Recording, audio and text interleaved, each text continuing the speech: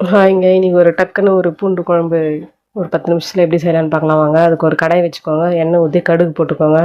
நல்லெண்ணெய் ஊற்றிக்கோங்க, நல்லாயிருக்கும் டேஸ்ட்டு. கடலை எண்ணெய் இருந்தாலுமே யூஸ் பண்ணிக்கலாம், நல்லாயிருக்கும். கடுகு, கொஞ்சோண்டு வெந்தயம், சீரகம் கொஞ்சம் போட்டுக்கோங்க. இதுக்கு பெரிய வெங்காயம் போடாதீங்க, சின்ன வெங்காயம் போட்டிங்கன்னா டேஸ்ட் நல்லாயிருக்கும். சின்ன வெங்காயம் நல்லா ஒரு கைப்பிடி அளவு உரித்து கட் பண்ணி வச்சுருக்கேன். பூண்டு பார்த்திங்கன்னா 2 பூண்டு வந்து சின்ன சின்ன பூண்டு தான், அது 2 பூண்டு யூஸ் பண்ணியிருக்கேன். உங்களுக்கு எவ்வளோ அளவு தேவையோ அது போட்டுக்கோங்க. தக்காளி வந்து ஒரு 4 தக்காளி, சின்ன சின்ன தக்காளி, பழுத்த தக்காளி, அதையும் கட் பண்ணி நல்லா வதக்கிக்கோங்க. வெங்காயமும் பூண்டும் வந்து நல்லா பொன்னிறமாக வதங்கின பிறகு தக்காளி போட்டு நல்லா பச்சை வாசனை போகிற அளவுக்கு நல்லா வதக்கிக்கோங்க. கூடவே கொஞ்சோண்டு உப்பு போட்டுக்கோங்க. சீக்கிரமாக நல்லா தக்காளி வதங்கி நம்மளுக்கு குழஞ்சி வரும். உப்பு போட்டுக்கோங்க.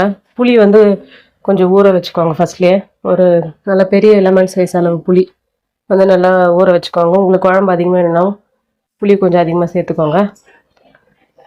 வீட்டு மிளகாத்தூள் தாங்க போட்டிருக்கேன், வெறும் மிளகாத்தூள்னால் டெய்லியுமே யூஸ் பண்ணுவேன். குழம்பு மிளகாத்தூள் அதையும் கொஞ்சோண்டு தனியாத்தூள் வந்து சேர்த்துக்கிறேன், ஒரு 2 ஸ்பூன் அளவுக்கு. குழம்பு மிளகாத்தூள் 2 ஸ்பூன், தனியாத்தூள் 2 ஸ்பூன் அளவு போட்டு அதையுமே நல்லா பச்சை வாசனை போகிற அளவுக்கு நல்லா வதக்கிக்கோங்க. இந்த மாதிரி எண்ணெய் பிரிஞ்சு வர வரையும் நல்லா வதக்கி எடுத்துக்கோங்க. மூடி போட்டு நல்லா மூடி வதக்கி எடுத்துக்கோங்க. வதக்கிட்ட பிறகு புளி ஊற வச்சுருக்கோம் பார்த்தீங்களா, அந்த புளியை வந்து நல்லா கரைச்சி சேர்த்துக்கோங்க. கூடவே கொஞ்சோண்டு கருவேப்பிலை, கொத்தமல்லி அதையும் கொஞ்சம் போட்டுக்கோங்க டேஸ்ட்டுக்கு. இது வந்து நல்லா சுட சுட சாப்பாடு, நல்லா வத்தல், அப்பளம் ஏதாவது பொரிச்சு வச்சு சாப்பிட்டா நல்லா டேஸ்ட்டாக இருக்கும்.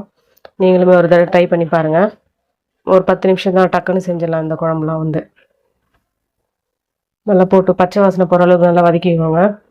வதக்கிட்டு இந்த டைமில் வந்து நல்லா புளி வந்து கரைச்சி வச்சுருக்கோம் பார்த்தீங்களா, அதை வந்து சேர்த்துக்கோங்க.